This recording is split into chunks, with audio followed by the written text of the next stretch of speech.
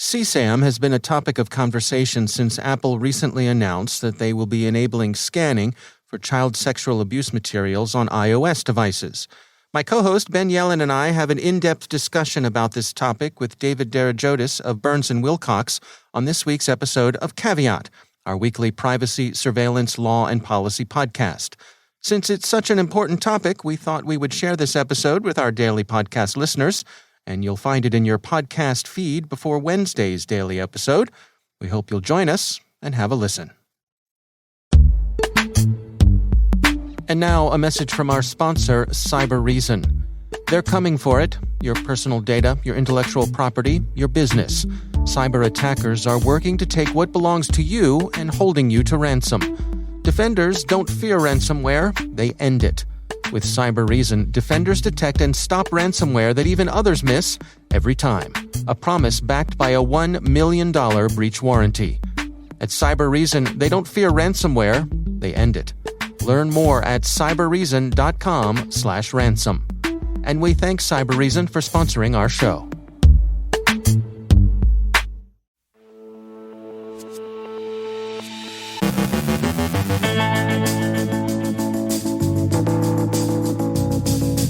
More hacktivism appears to have hit Iran.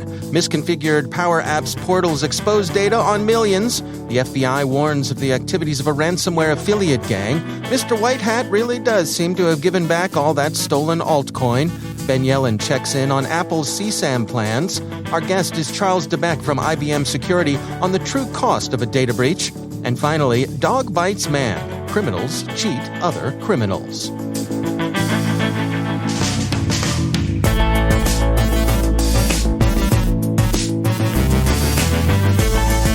From the CyberWire studios at Data Tribe, I'm Dave Bittner with your CyberWire summary for Tuesday, August 24th, 2021.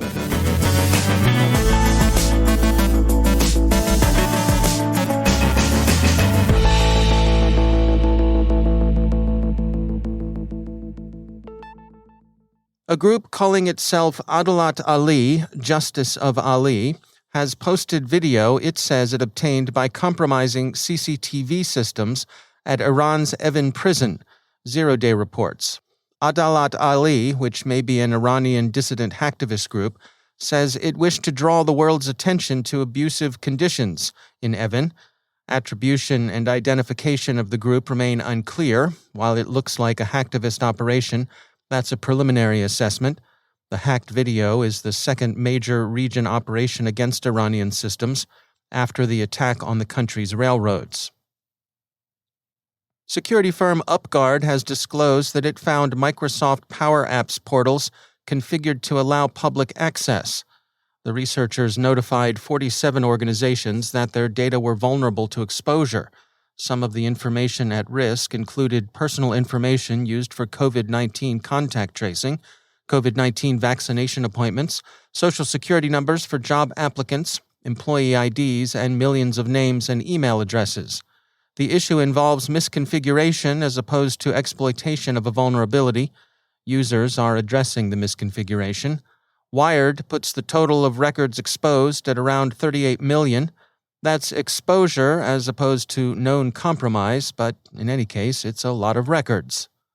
UpGuard notified the organizations whose exposed instances it found, but it also informed Microsoft, which is, we note in disclosure, a CyberWire sponsor.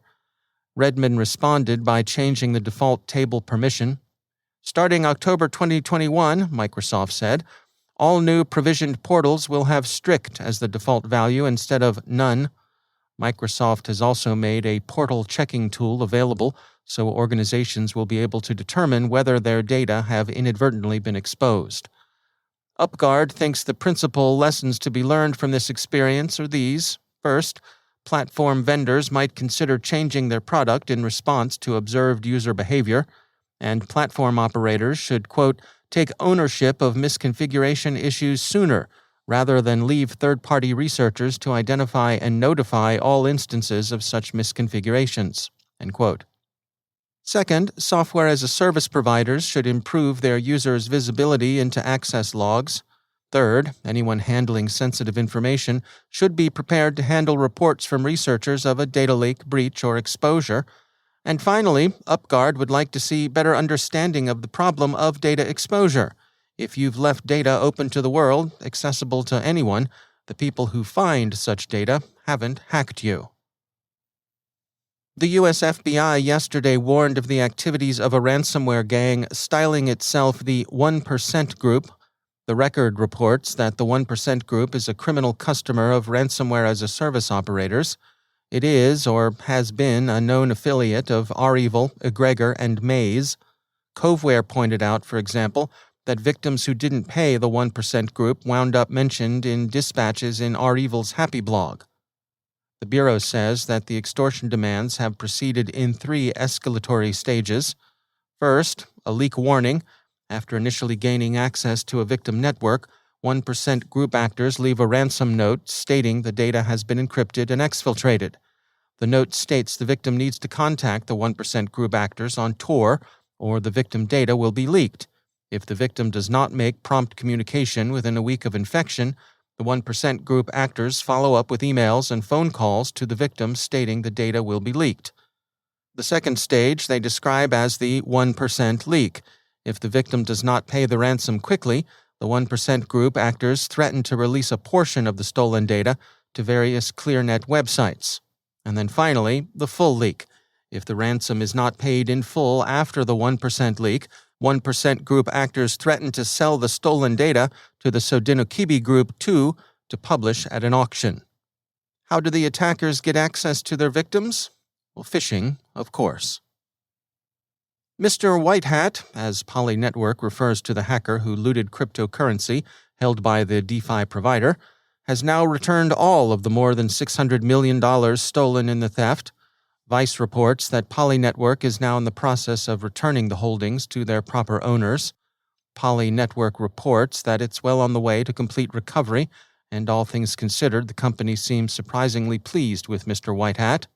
Mr. White Hat, whoever he is, has also, according to Vice, returned the $500,000 bounty he received from Poly Network.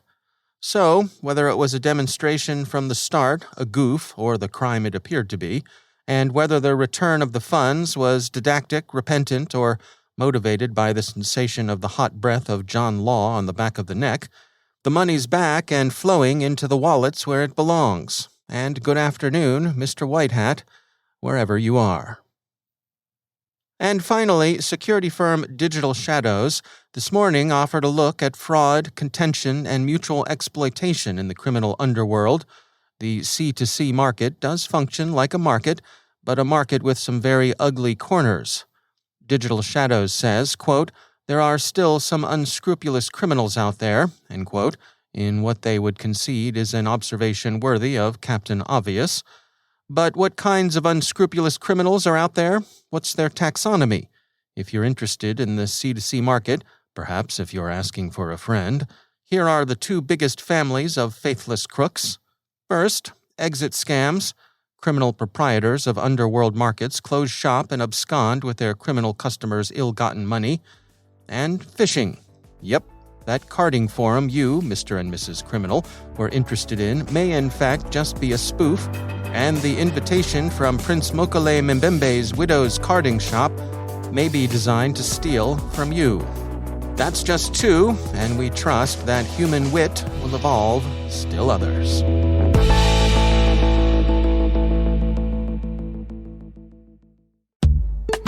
It's time to take a moment to tell you about our sponsor, Recorded Future. If you haven't already done so, take a look at Recorded Future's Cyber Daily. We look at it. The CyberWire staff subscribes and consults it daily. The web is rich with indicators and warnings, but it's nearly impossible to collect them by eyeballing the internet yourself, no matter how many analysts you might have on staff, and we're betting that however many you haven't got enough. Recorded Future does the hard work for you by automatically collecting and organizing the entire web to identify new vulnerabilities and emerging threat indicators. Sign up for the Cyber Daily email to get the top trending technical indicators crossing the web. Cyber news, targeted industries, threat actors, exploited vulnerabilities, malware, and suspicious IP addresses. Subscribe today and stay ahead of the cyber attacks. Go to recordedfuture.com/cyberwire to subscribe for free threat intelligence updates from Recorded Future. And we thank Recorded Future for sponsoring our show.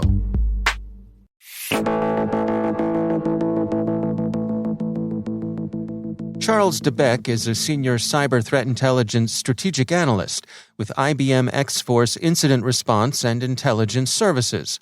He and his colleagues at IBM recently published the latest version of their Cost of a Data Breach report. I checked in with Charles DeBeck for some of the highlights. First off, the general cost of a data breach has continued to increase year after year as we've done this report. So there's a bit of natural inflation to the data over time. But this was a pretty significant jump, and I think a big part of that was probably due to the large increase in remote work that impacted operations around the globe. The pandemic was a major factor, I think, in increasing the average cost of a data breach. And how so? What does working from home contribute to the number going up? Well, so the numbers show that on average, a data breach that occurred in an organization that had significant remote work operations that had to be stood up increased the average cost by about $1 million. So right off the bat, we know quantitatively there's a significant impact.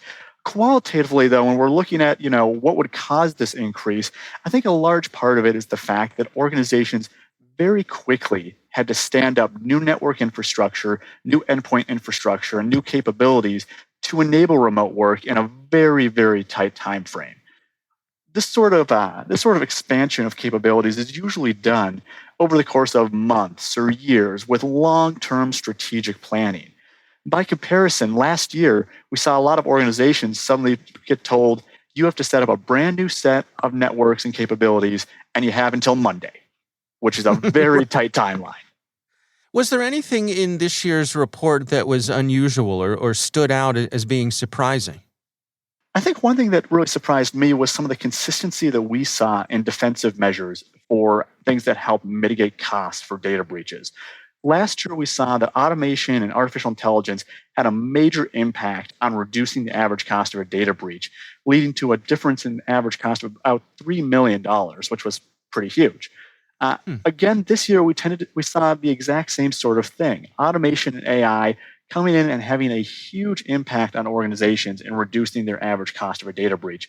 And that to me is interesting because it means that not only is this a one-off thing, this isn't just a fluke or a random data point, but it starts to emerge as a trend to me for organizations that this is something that's consistently providing value and something that organizations can do to have a reasonable probability of helping protect themselves.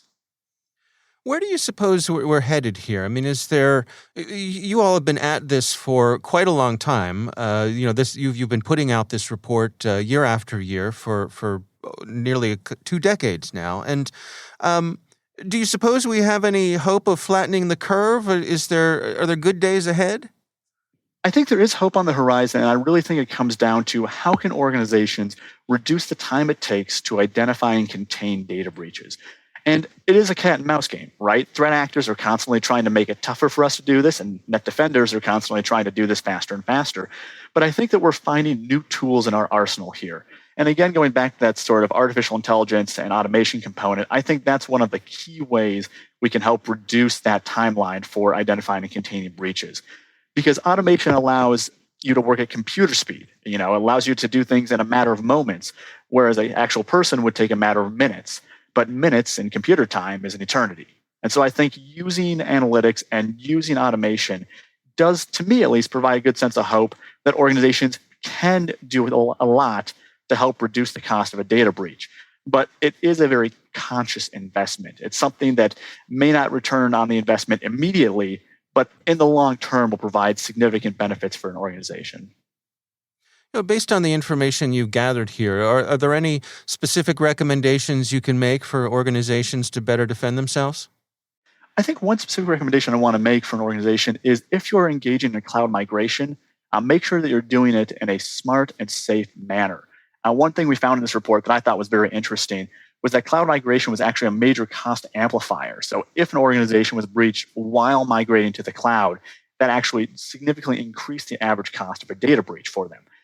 So to me, the takeaway here is that organizations should still be moving to the cloud. There's a lot of security benefits, so we could talk for a really long time about all the great reasons why organizations should move into cloud environments.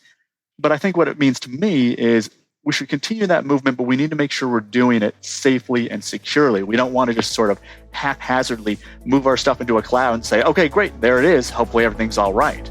We want to make sure that we're doing this in a way that makes sense so that we don't have a breach that happens during this migration process, which could be very costly for an organization. That's Charles DeBeck from IBM X-Force.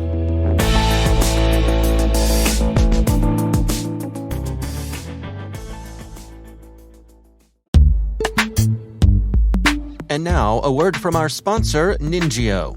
Are you still measuring the success of your cybersecurity awareness training program by the number of people who take simulated fish bait? That was yesterday's thinking. Reactive metrics don't provide an accurate indication of a true cybersecurity-aware culture. Instead, it's about proactive metrics that offer deep insight into how your employees are thinking about cybersecurity, what encourages them to report suspicious activity, and how often they are thwarting attacks. That's where Ningio comes in. Through animated micro-learning episodes featuring celebrity actors, Ningio empowers individuals and organizations to obtain the proactive skills, habits, and behaviors to truly become defenders against cyber threats. Let Ningio show you how to create proactive cybersecurity-aware cultures from the inside out. New Ningio episodes release every month. So head over to Ningio.com, that's Ninjio.com, to learn more and watch their latest episode for free. And we thank Ningio for sponsoring our show.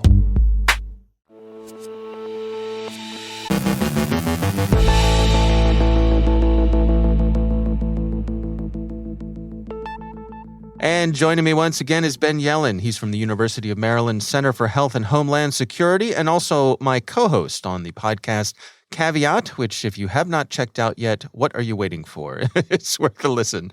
Ben, welcome back. Thanks, Dave. We would be remiss if we did not discuss the recent hubbub from Apple's announcement that they're going to be scanning iOS devices for CSAM, which is child sexual abuse materials. Can we just do a quick overview here from your point of view? What's going on here? So Apple is doing two things. They are both scanning iMessages. If a parent opts in, they're scanning the messaging application on iOS devices for nude images for minors. So if a minor is between 13 and 18 years old, the minor would be notified, would get an alert, would tell them you're about to send or receive a nude image. This is a warning. That message would go to the parents if it's a child under 13. I think there are fewer civil liberties objections to that particular announcement from Apple. The announcement that presents more significant civil liberties concerns, in my view, is the announcement that Apple is going to scan photos in the iCloud against a known database of child pornographic images. And if they discover that an image matches one that's in that database, they could potentially share that information with the government, and that would lead to a criminal prosecution. Right. Now, the sticky wicket here is that there are plenty of tech companies who are scanning their cloud services for these sorts of images. That is routine at this point. Facebook, Google, Dropbox, they all do that. What sets Apple apart is their plan is to do the scanning on device. Right. So it's not just in the cloud, it's on the device itself. And there's no technological reason they couldn't scan a hard drive, for example. They're making a policy choice to confine this right now to photos that are posted on an iCloud, but the technology exists to search it on somebody's device, even if they don't post that photo to the iCloud. So this presents many potential civil liberties concerns. It's not per se a Fourth Amendment violation because this is a private company. But the government, of course, knowing that Apple has instituted this practice, this policy, is going to know that they probably have access to information that would be valuable for criminal prosecutions. And we know the government has tried hard to get Apple to reveal encrypted communications, to give the government access to encrypted communications. And it's not just our government. Even though this program is being piloted in the United States, it certainly eventually will be available to overseas governments that are far less concerned with civil rights and civil liberties. And even though it's being used right now for CSAM, it could be used for other purposes, to scan images, to scan messages for disfavored political content, or for censorship purposes. So the idea is once you build this technology and once you put it into practice, as Apple plans to do over the next several months, then you have created this backdoor. And even though you are claiming to confine the use of this technology in the short term, once the technology is created, Apple is going to be under enormous pressure from governments around the world to use it for more expanded purposes. And so that's the inherent danger here. We should mention that users do have the ability to opt out. If you don't use Apple's iCloud Photos service, your photos on your device, according to Apple, won't even be scanned. They won't be looked at unless you're using their cloud services. But that doesn't seem to be putting people at ease. Yeah, so first of all, as I said before, that's a policy choice. That's not a technological choice. Apple, of course, still could scan your device. They do it for a bunch of other purposes, Right. to find malware on your MacBook, for example. Right. So that's not necessarily anything new. That's a policy choice that they're making now. And I think the concern is that this is going to be a slippery slope where a government says, if you really care about stopping child exploitation, why confine these searches just to photos that have been posted in the iCloud? Why can't you also search, photos that have been saved in a hard drive or even, have been, just saved on a single device? So I think that's the concern, that it's more of a slippery slope. I also think the fact that this is Apple carries, an increased weight as opposed to another service provider. Apple presents itself as, being very committed to user privacy, the protection of users' information. That's how it sells themselves. That's how they present themselves publicly. And so I think this cuts against one of their professed corporate values, which is the protection of private information. They're put in a tough place because obviously to be against this, it's seemingly to be against rooting out sexual exploitation of minors. Right. The intentions here are very noble. And I think we have to acknowledge that. I think we have to acknowledge that the problem that they're trying to solve is, of course, of the utmost importance. Right. But, I think the method in which they're engaging in this type of surveillance of their own users could come back to haunt those users. And so I think we have to be honest about that as well. Yeah, it also strikes me that this is, in some ways, Apple has a corporate culture, I believe, of kind of knowing what's best for our users. Yes. Right? It's that old, like Henry Ford said, if I'd asked my users what they wanted, they would have said they needed, faster horses or better buggy whips or, something along those lines. And so Apple, along in their history, has said, you don't need that floppy drive anymore. You don't need that headphone jack anymore. And I think that aligns with Apple's surprise at the backlash here. I think Apple thought that they did the hard work of designing what is, I think most people agree, a very clever technological solution to this. And yet, people are still having a very strong reaction. Yeah, I think a couple of things go into that. One is we have values in this country about protecting private information. Some of that is inherent in our legal system. The Fourth Amendment protects us against unreasonable searches and seizures. So even though this, as of now, isn't an action the government is taking, it does seem contrary to our values where we don't want anybody in our protected private spaces. And that certainly includes technological spaces, including, the iCloud where we store our photos. So I think that's a huge part of it. The other part of it, like I said, is the fact that this is supposed to be the company that most stringently protects user privacy. And so if Apple is doing it, then what does that mean for every other company that doesn't present themselves as protecting our private information? And what does it mean for technological companies that are based overseas in more authoritarian countries? Are they going to learn from Apple and deploy this technology in a way that doesn't just target sensitive, exploitative images, that sort of thing? Yeah. That it's used to go into messaging applications, to go into photos, and try and crack down on free speech or political dissent. And I think that's kind of the nature of the backlash as I see it. Yeah. All right. Well, there's much more to this conversation. And in fact, we spend the entire episode of Caveat this week discussing this. We're joined by David Darajotis. He's from Burns & Wilcox. We take a little unusual route where we take on one topic for this week's Caveat. So if this is something that interests you, please check it out. That's the Caveat podcast. Ben Yellen, thanks for joining us. Thank you.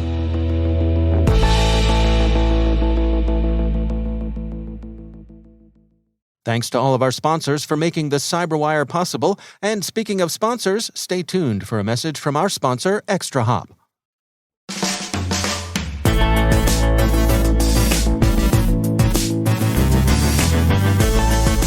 And that's the CyberWire. For links to all of today's stories, check out our daily briefing at thecyberwire.com. The CyberWire podcast is proudly produced in Maryland out of the startup studios of Data Tribe, where they're co-building the next generation of cybersecurity teams and technologies. Our amazing CyberWire team is Elliot Peltzman, Trey Hester, Peru Prakash, Justin Sabi, Tim Nodar, Joe Kerrigan, Carol Terrio, Ben Yellen, Nick Valecki, Gina Johnson, Bennett Moe, Chris Russell, John Petrick, Jennifer Iben, Rick Howard, Peter Kilpie, and I'm Dave Bittner. Thanks for listening. We'll see you back here tomorrow.